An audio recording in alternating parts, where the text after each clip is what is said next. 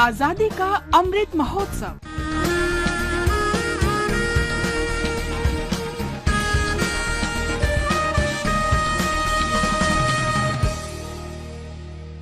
आजादी का सफर आकाशवाणी समाचार के साथ। आज की कड़ी में हम स्वतंत्रता सेनानी गोपीनाथ बोरदोलोई का स्मरण कर रहे हैं, जिनकी मृत्यु 5 अगस्त 1950 को हुई।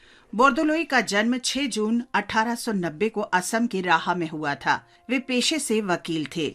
उन्होंने असहयोग आंदोलन में सक्रिय रूप से भाग लिया और 1922 में जेल गए। बोरदोलोई 1936 में असम विधानसभा में विपक्ष के नेता चुने गए। 2 वर्ष पश्चात 1938 में वे असम के प्रधानमंत्री बने, लेकिन द्वितीय विश्व युद्ध शुरू होने के बाद 1939 में उन्होंने और उनके मंत्रिमंडल ने त्यागपत्र दे दिया। असम के मुख्यमंत्री के पद से त्यागपत्र देने के बाद बोरदोलोई को 2 बार जेल की सजा हुई। 1944 में रिहा होने के बाद वे 1946 में एक बार फिर असम के प्रधानमंत्री चुने गए। बोरदोलोई ने असम से संविधान सभा के सदस्य के रूप में भी कार्य किया। बोरदोलोई स्वतंत्र भारत में असम के पहले मुख्यमंत्री बने। उन्होंने प्रगतिशील औद्योगिक और शैक्षिक नीतियां लागू की और गुवाहाटी विश्वविद्यालय सहित कई विश्वविद्यालयों की स्थापना भी की। बोरदोलोई को लोकप्रिय की उपाधि से सम्मानित किया गया।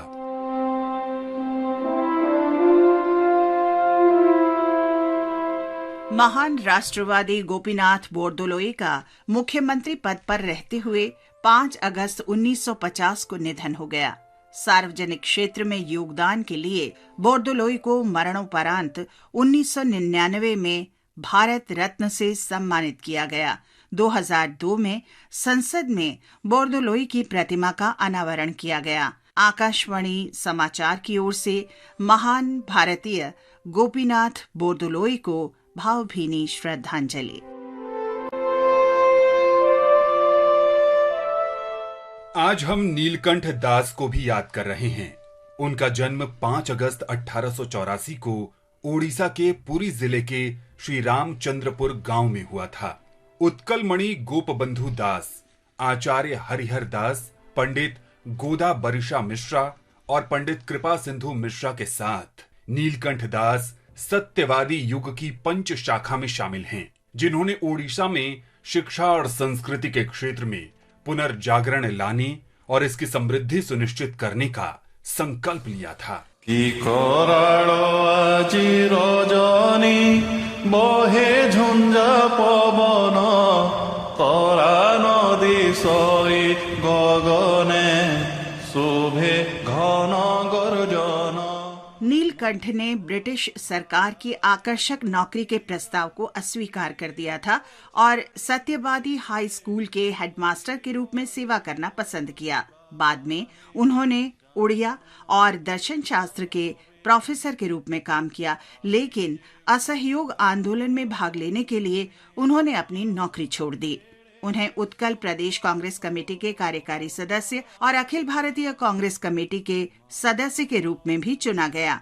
उन्होंने संबलपुर से सेवा नामक समाचार पत्र का संपादन किया। 1922 में स्वतंत्रता संग्राम में भाग लेने के लिए उन्हें गिरफ्तार कर लिया गया और 6 महीने के लिए हजारीबाग जेल में कैद कर दिया गया। मने पड़ो नहीं बाबू हे लागी जाई छी निदा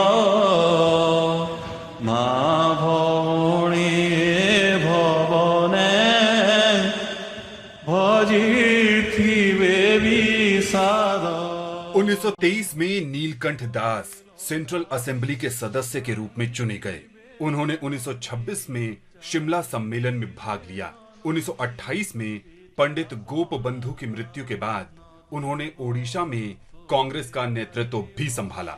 सविनय अवज्ञा आंदोलन के दौरान उन्होंने नमक सत्याग्रह में भाग लिया, जिसके लिए उन्हें फिर 6 महीने के लिए कारावास हुआ।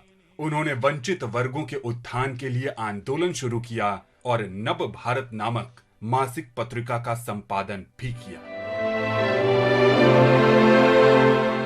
नीलकंठ दास ने गीता पर भाष्य भी लिखा। उनके महाकाव्यों में ओडिया भाषा की उत्कृष्ट कृतियों को शामिल किया जाता है। उत्कल विश्वविद्यालय की स्थापना में उनका अहम योगदान था। स्वतंत्रता के बाद नीलकंठ 1951 और 1957 में ओडिशा विधानसभा के सदस्य चुने गए।